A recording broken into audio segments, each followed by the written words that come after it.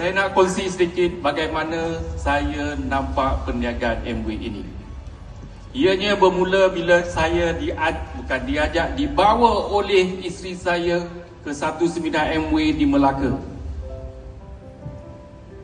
Pada mulanya, saya buat tak endah saja. Tapi bila di hari kejadian, dia yang pack barang-barang, dia terus masuk dalam kereta, jom pergi, dia kata. Apa pilihan saya? Tak ada. Saya ikut saja. Bila hati dah dalam keadaan hati yang tak suka, anda nak tahu apa terjadi dalam perjalanan dari Rawang ke Melaka? Tak ada apa-apa terjadi. Senyap sunyi dalam kereta. Tapi di seminar saya nampak sesuatu. Saya tengok terlalu ramai yang buat sharing di pentas. Ada yang profesional. That's why saya nampak ada doktor, ada lawyer, ada businessman yang telah berjaya dalam perniagaan. Dalam hati saya, apa hal lah dia orang ni? Duit dah banyak. Takkan nak bergila-gila nak buat Amway? Daripada situ terdetik dalam hati saya, mesti ada yang special dalam Amway yang saya perlu banyak lagi kena tahu. Okey, cukup sampai situ saya nampak sesuatu. Saya ingatkan dah balik daripada seminar, tak ada apa-apa berlaku.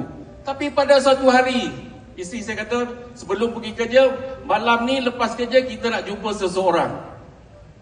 Rupanya dia dah plan dengan upline, iaitu Double Diamond Masih dan Yunus, mengajak saya berjumpa upline Diamond masa tu. Dan sekarang sudah Double Diamond, iaitu Double Diamond Kak Nap dan arwah Abang Saleh. Satu tepukan kepada beliau. Sampai di rumah Double Diamond Kak Nap dalam pukul 9.30 malam. Dia jamunya kami dengan makan. Pukul 10 masih lagi makan tapi burak-burak kosong.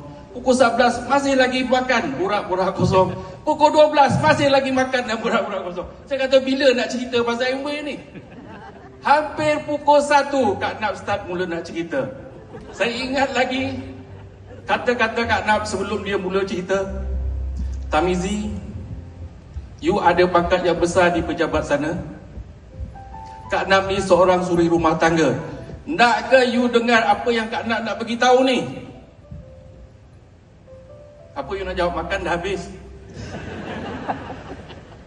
Kak Nap sambung lagi.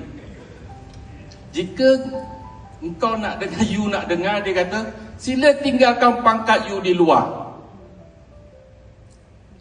Saya belajar sesuatu kat sini. Rupanya nak faham perniagaan Amway, kena buang ego kita sebenarnya.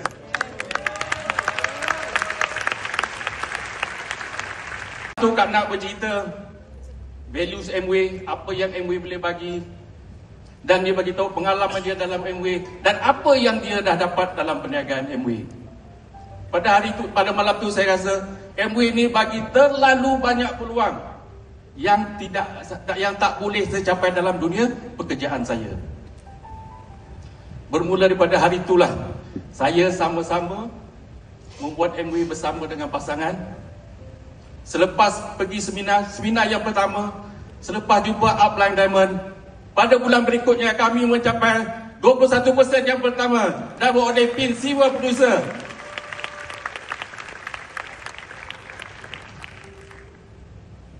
Ada beberapa pengalaman dalam hidup saya menyebabkan saya memilih dan fokus membina perniagaan Amway. Siapa yang masih lagi bekerja di sini? Oh, ramai. Anda sama seperti saya dahulu, tapi sebenarnya backup plan adalah sangat-sangat penting untuk semua orang. Saya nak kongsi satu cerita. Pada satu hari, waktu lunch hour, bos saya call saya. Tamizi, sila datang ke bilik saya sekarang.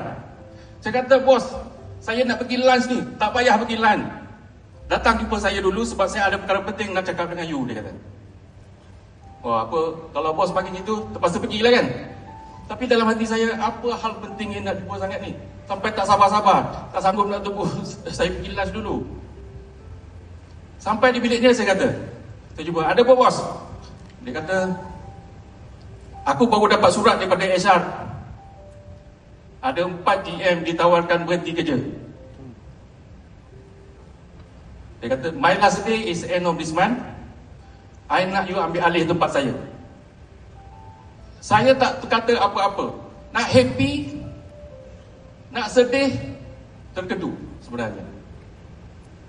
Kalau dengar itu masalah kita naik pangkat, saya rasa macam happy, tapi tak boleh nak kata happy, saya tak happy itu. Jadi saya membayangkan dia yang dah bekerja hampir 30 tahun, syarikat boleh buang dia begitu sahaja. Jadi kalau dia syarikat boleh buat kat dia, boleh tak syarikat buat kat saya masa satu hari nanti? Boleh. Tuan-tuan dan puan-puan, kerja lama, pangkat tinggi bukanlah jaminan untuk kita kekal lama bekerja dengan majikan kita.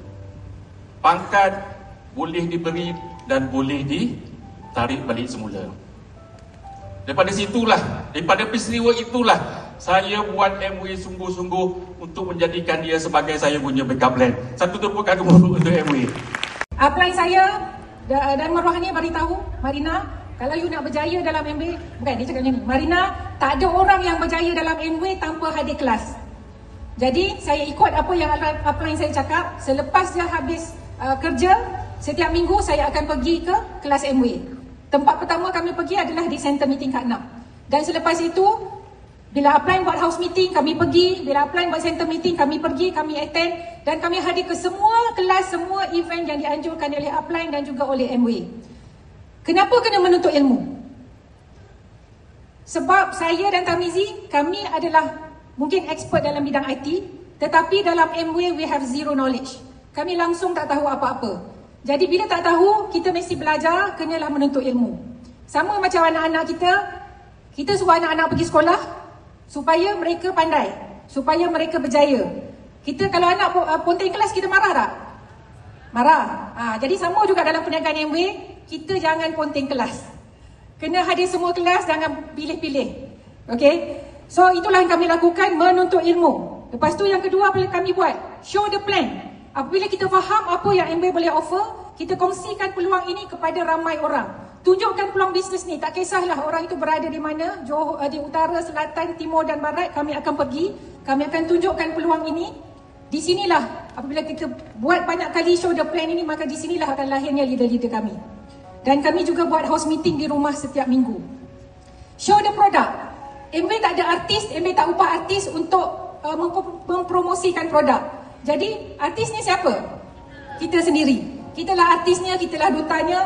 Jadi kitalah yang perlu mempromosikan produk-produk MWay. Dan gambar ini adalah gambar pertama saya buat demo. Hari itu kan saya beli Prionosa. Jadi apa yang saya cakap, Marina, you nak buat bisnes, sekarang you dah kena start share tentang produk ni dengan you punya kawan-kawan. Jadi apa saya buat? Saya ni tak pandai sangat masak dulu. Jadi tapi saya praktis lah. Dengan Prionosa ni saya praktis. Lepas tu saya panggil kawan saya datang rumah. Masa ni upline saya tak ada sebab dia pergi melancong. Jadi saya tunjukkan demo produk ni, demo Noxa. Dan Alhamdulillah, demo saya yang pertama tanpa upline, saya dapat jual 5 biji Prionosa. Lepas tu, belajar pula meroti. Buat pula, ajar pula orang lain untuk meroti. Jadi awal-awal dulu, inilah yang kami lakukan. Kami banyak berkongsi tentang gadget.